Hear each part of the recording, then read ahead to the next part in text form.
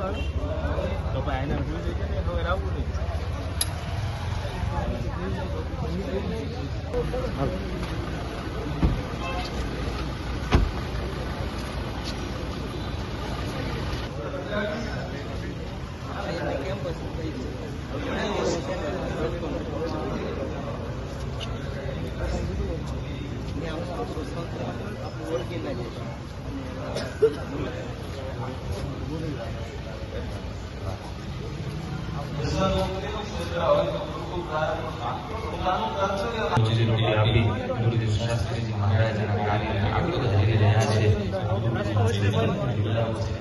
ઉદ્યોગ ક્ષેત્રમાં laser technology લાવીને ડેવલપમેન્ટ બિઝનેસને મલ્ટીપ્લાય કરનારા ભારતના સ્ટેન્ડ ઇનોવેશન કરીને હજારો લોકોની જિંદગીને બચાવનારા જીવનને ઉકેલ્યા હોય આવા તો કદાચ વાળા ભક્તજનો નાના મોટા આપણા હજારો એવા વિદ્યાર્થી છે કે હજારો લોકોને રોજીરોટી આપે છે.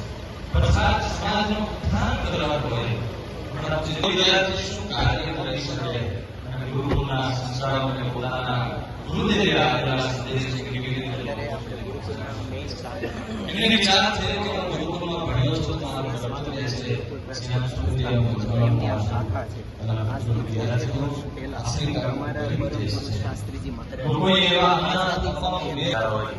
એવા તાજા જન્મેલા એક દિવસના ઉંમરના બાળકથી માંડીને 18 વર્ષની ઉંમર સુધીના બાળકોને ઘરે લાવીને ગવર્મેન્ટ કોર્સિસ કરીને દત્તક લઈને જેના સંતો સાથે હતા અદૃશ્ય જોઈને સંતોની આંખોમાં આંસુ આવી ગયા. એટલા અપંગ બાળકો જેને મંદ બુદ્ધિ હોય એને હાજરમાં તૈયાર ન હોય અને આ પિતા બની એમની ઉંમર હજી 35-37 વર્ષની કનિષ્ઠાઈ પણ વાલા ભક્તજનો ગુરુકુળના વિદ્યાર્થીઓ આ ગુરુકુળના કાર્યને વધારી રહ્યા છે. એવું જ અધ્યાત્મ ક્ષેત્ર હોય અધ્યાત્મ ક્ષેત્રએ પણ ગુરુકુલે પ્રદાન અનંત કર્યા છે. પૂજ્ય ગુરુ મહારાજ હોય પૂજ્ય મહંત સ્વામી હોય કે પૂજ્ય ધર્મોદ સ્વામી ત્યારે મોટા ભાગના સંતોએ ગુરુકુળના વિદ્યાર્થી છે. આવા એકાંતિક સંતોની ભેટ આ ગુરુકુળની વાત કરે છે કે ગુરુકુળના વિદ્યાર્થીનું ગુરુકુળના સેવકનું કર્તવ્ય શું? પોતાના જીવનથી ગુરુકુળની બ્રાન્ડ વધારે, વેલ્યુ વધારે.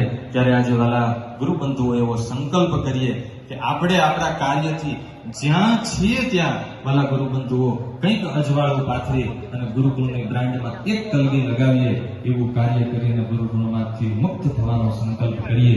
એ સંદેશ સાથે હું મારી વાણીને વિરામ